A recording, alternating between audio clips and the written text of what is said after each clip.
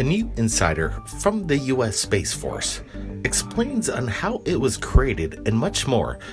Third Phase of Moon joins Dr. Michael Sala on location. Take a look at this interview right now. All right, so there's new documents that the Air Force and the NRO has just released about the Manned Orbital Laboratory. Tell me more, Michael. So my new book deals with the US Air Force secret space program, and I look at the history of the Air Force and how it secretly developed different anti-gravity craft. Through the 1960s, 70s and 80s, it began developing flying saucer-shaped craft.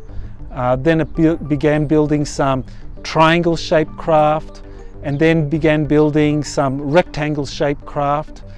And also it continued the Manned Orbiting Laboratory, which was supposedly cancelled in 1969 by President Johnson, but recently declassified National Reconnaissance Office documents show that they actually continued it secretly.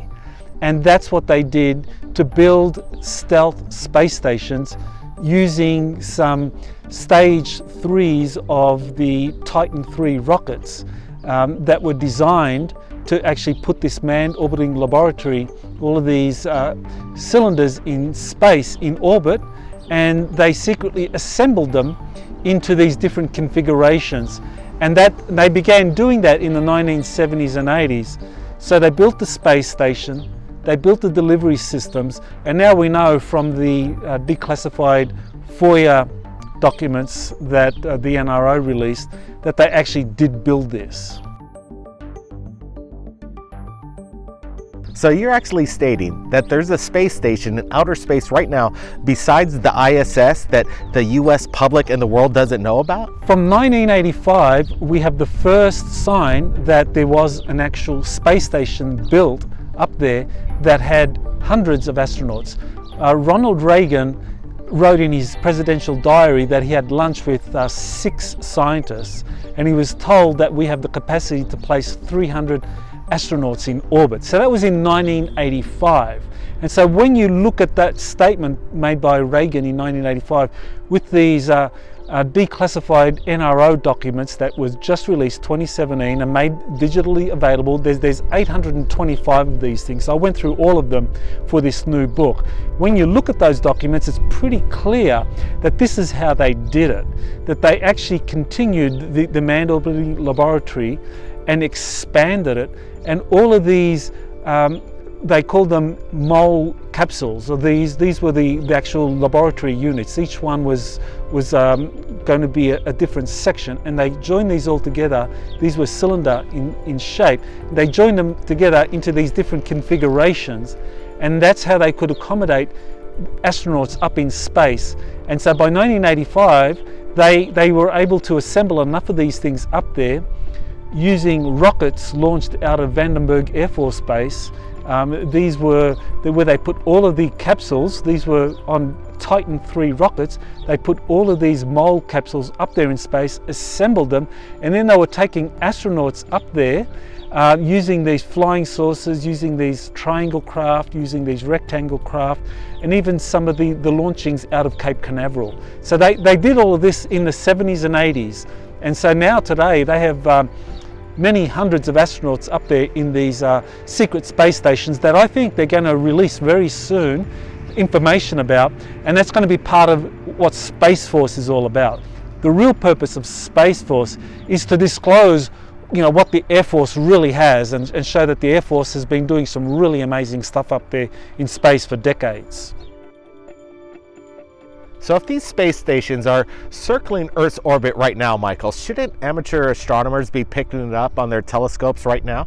There are a few amateur astronomers like Leonard Wolfson from England who have been taking photos of craft in Earth orbit, and they have been showing these different craft, various configurations, and Wolfson believes that this is part of a secret space program run by the Air Force.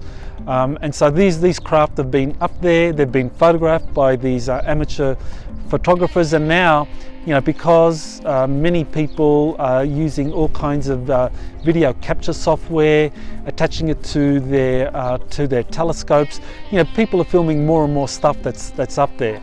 But the Air Force guys, they've been able to develop these kinds of advanced technologies, and I think that they have stealth capability now, so it's harder and harder to capture them unless the Air Force wants you to capture them.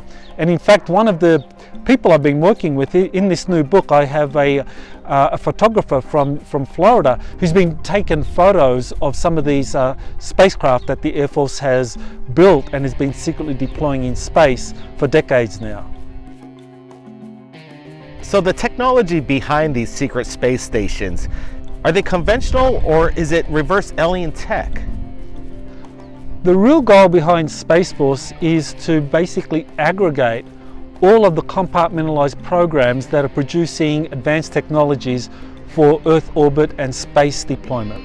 Because the big problem that the Air Force and the Navy also have had is that a lot of corporations have been building things secretly for these special access programs, and often the Air Force guys and the Navy guys don't know what the corporations are building.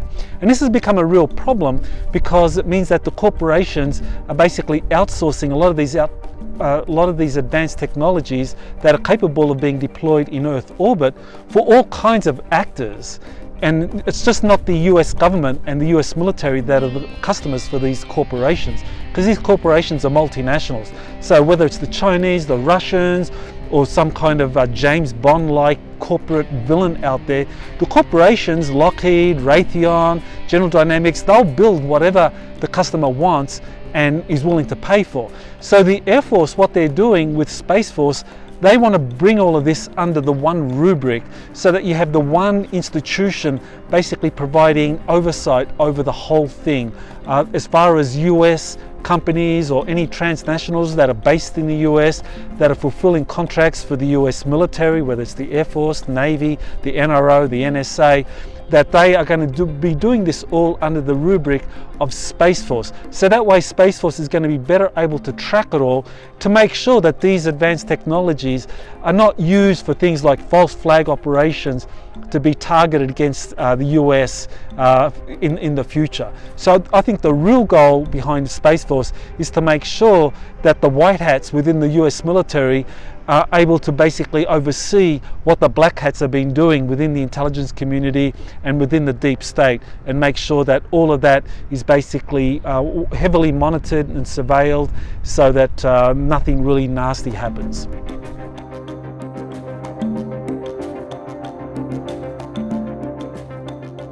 There's been secret programs, the stealth bomber, suppressed for 30 years. When do you think the public's going to be able to see these space stations with their own eyes? The way the Air Force began its secret space program developments was studying some retrieved alien technologies. They got these through different crashes all over the country. We know about the Roswell crash, the Aztec crash. There were other crashes like Kingman, Arizona crash, and even the Los Angeles air raid back in 1942, which incidentally was one of the first crashes that the Air Force got their hands on some of these technologies.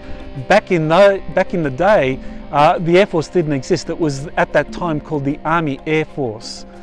And so the Air Force has been studying these technologies for decades, and they've been reverse engineering these with the help of different companies. Companies such as the Douglas Aircraft Company, which was a major company in the 1940s, 50s and 60s, but which was eventually incorporated into the Boeing Company. Lockheed Aircraft Company and some of the other major aircraft companies have all provided the kind of corporate contractors that can build these technologies that the Air Force has been secretly studying at its facilities over at Dayton Air Force Base. The Wright-Patterson Air Force Base has been the premier Air Force installation for studying these technologies. Area 51, Nellis Air Force Base, they've also been studying these technologies. Some of the other places are Kirtland Air Force Base has been Kirtland Air Force Base, Shriver Air Force Base, as well as Nellis. They've been all involved in the studies of these retrieved alien technologies and working with the different corporations to build them on site and to learn how to use these technologies, how you train pilots for navigating these kinds of advanced technologies that require a kind of mind technology interface. So it's not simply a matter of a pilot learning some new instrumentation. It's about a pilot learning how to train their mind using some kind of advanced training process like meditation, so that they can interface their mind with these technologies. This is why a lot of the grey extraterrestrials have been used for these technologies, because they don't have the same mental problems that we have. So the Air Force has been doing all of these different things. I think the process of revealing all of these advanced technologies that have been secretly built and assembled going back many decades by the Air Force and some of its partners, that process has begun. I think that the fact that you actually can go onto the website of the National Reconnaissance Office and find 825 programs 825 documents that have been declassified, you can see that the manned orbiting laboratory was actually continued, that this was actually something that was not cancelled in 1969 by President Johnson, that it was continued, and they had different configurations for building these laboratories or these space stations in Earth orbit. And so that's already beginning the process for people who look at these documents to understand that something continued here, that this wasn't cancelled after all, that phase 2 of the program, which was the unmanned portion, which was to assemble these different laboratories or these different cylinders up in space, that was actually continued secretly. We have some other things, some other signs that are happening. We have patents that are being released more and more now, that these patent applications are being granted. They talk about the development of some triangular shaped craft, talking about the development of craft using warp drive. You have the Defense Intelligence reference documents that have been released that deal with all of these kinds of advanced technologies, such as traversable wormholes, warp drives again, being able to access all kinds of advanced materials for space travel. So these are some of the things that are coming out more and more now, and I think what's happening is that some of these official documents, some of these patents are being released to kind of prepare the public for the truth that the Air Force, as well as some of the other military branches, but in particular the Air Force, which has been really playing the lead role in developing these space technologies for decades now, that they have built things and that they've deployed them in space. And a lot of the UFO sightings that people have been having and been taking photographs and videos of, these aren't of extraterrestrials at all. These are actually manned by Air Force pilots, and actually one of the programs that is being run up there is run by Air Force Special Operations. These are Air Force Space Commandos, or they're known as Air Force Commandos, but they are actually deployed in space. So that now we can start thinking of the Air Force as having Space Commandos. So Air Force Special Operations, they operate out of MacDill Air Force Base. They have their units of these flying triangles and flying rectangles that fly out into space and do all sorts of operations.